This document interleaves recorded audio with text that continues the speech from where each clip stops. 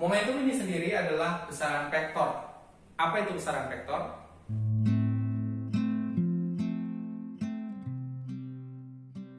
Halo teman-teman semua, salam jumpa, salam sehat, salam semangat. Teman-teman, pada kesempatan kali ini kita akan belajar tentang momentum dan impuls.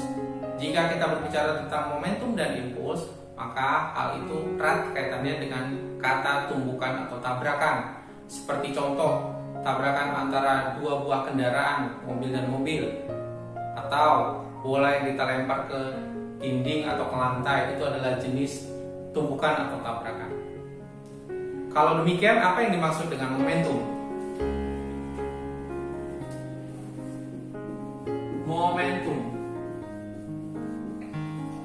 Momentum ini memiliki simbol besarannya adalah P kecil.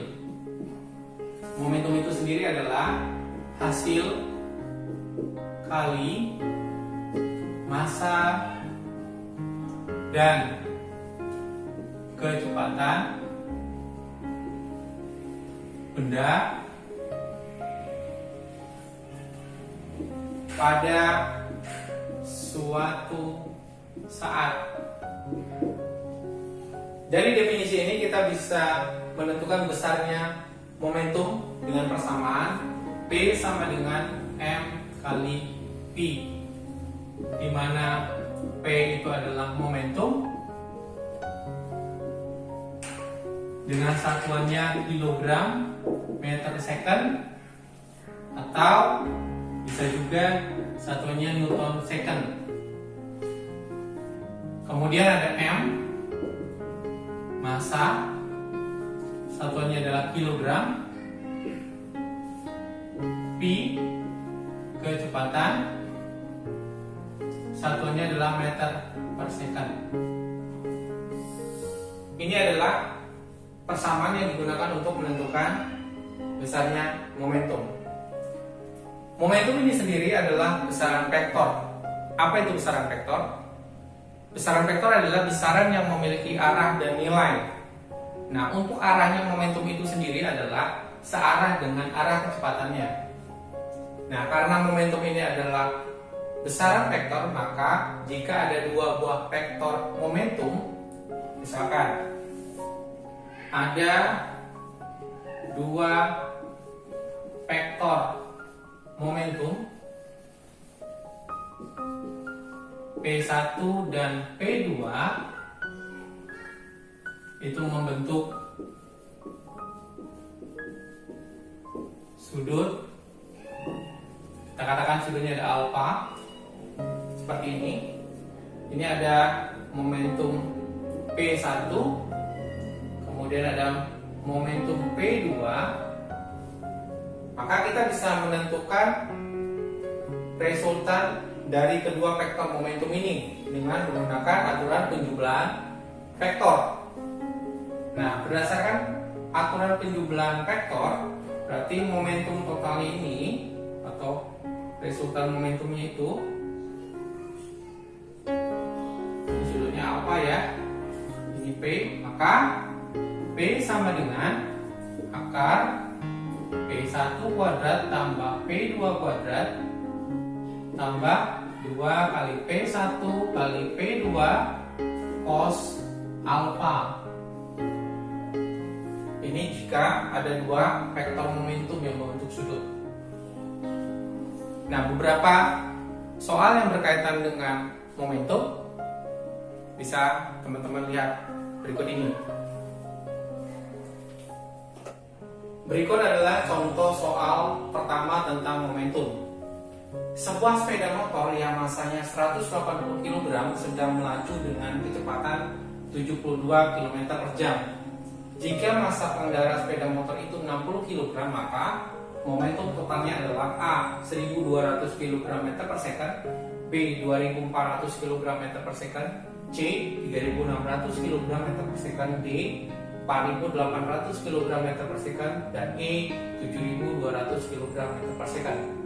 Nah, seperti biasa ketika kita mau menyelesaikan soal tentang fisika, maka yang perlu kita cari terlebih dahulu adalah data yang ada pada soal. Yang pertama adalah massa sepeda, kita katakan massa motor, yaitu 180 kg. Kemudian di situ melaju dengan kecepatan, berarti P-nya itu adalah 72 km per jam. Ini kita ubah ke satuan meter per second. Caranya adalah 72 dikali 1 km itu berapa meter? 1 km itu adalah 1000 meter. Per 1 jam itu berapa second? 1 jam itu sama dengan 3600 second. Kita sederhanakan, 72.000 meter per 3600 second. Sederhanakannya menjadi 20 meter per second. Ini kecepatan dalam satuan meter per second. Berikutnya, massa pengendara, massa orang, gitu ya, sama dengan 60 kg. Yang ditanyakan momentum. Momentum tadi simbolnya apa? P, kecil ya.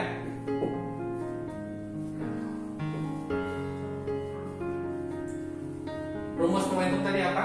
P sama dengan M kali P. Karena di sini ada 2 massa, maka M-nya adalah M yang total. Berarti massa orang ditambah massa motor dikali kecepatannya. Berarti P-nya sama dengan massa orang yang tadi berapa? 60 tambah 180, berarti 60 tambah 180 dikali 20. 240 dikali 20 sama dengan 4800 atau 4800 kg meter per second. Jadi jawabannya adalah D, 4800 kg meter per second. Ini contoh soal untuk yang momentum yang pertama. Berikut ini adalah contoh soal kedua momentum. Soalnya sebagai berikut. 2 buah partikel bergerak dengan momentum sebesar 2P dan 3P. Partikel pertama bergerak ke barat dan partikel kedua bergerak ke selatan. Keduanya bertabrakan di sebuah titik dan membentuk sudut alfa 90 derajat. Besarnya momentum total sesaat sebelum terjadi tabrakan adalah A, P akar 13, B, P akar 11, C, P akar 7, D, P akar 5, dan E, P akar 3. Untuk menyelesaikan ini, kita tulis dulu data yang diperoleh dari soal. Yang pertama ada momentum pertama P1 2P, P2 3P. Kemudian sudut yang dibentuk 90 derajat. Yang ditanyakan berapakah momentum totalnya. Ya teman-teman ya. Jika kita gambar seperti ini, P1 itu ke barat, P2 itu ke selatan. Ini P2, P1 membentuk sudut alfa. Membentuk sudut alfa. Nah, yang ditanya berapakah momentum totalnya, PT-nya. Seperti ini kalau kira-kira digambar. Nah, sebelumnya kita sudah membahas tentang teorinya.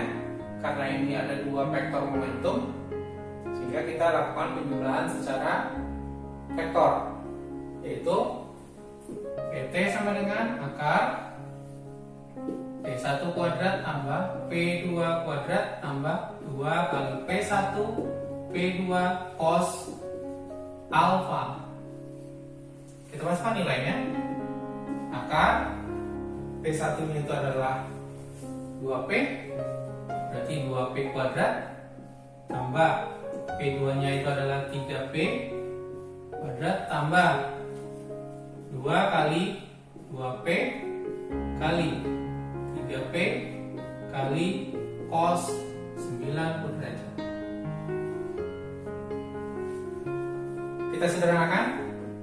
Akar 4P kuadrat tambah 9P kuadrat tambah 0. Kenapa 0? Karena nilai dari cos 90 derajat itu adalah 0. Jadi kalau 0 dikalikan dengan 3P, 2P kalikan 2, nanti nilainya 0. Kita sederhanakan lagi. 9 tambah 4, 13P kuadrat. Nah, P kuadratnya bisa kita keluarkan menjadi P akar 13. Jadi, besarnya momentum total dari kedua vektor ini adalah P akar 13, atau jawabannya adalah A. Ini adalah pembahasan soal tentang momentum. Untuk pokok bahasannya impuls nanti akan kita pelajari pada video berikutnya teman-teman, supaya nanti lebih spesifik momentum dan impuls. Sekian pembahasan materi dan contoh soal untuk pokok bahasan momentum. Terima kasih.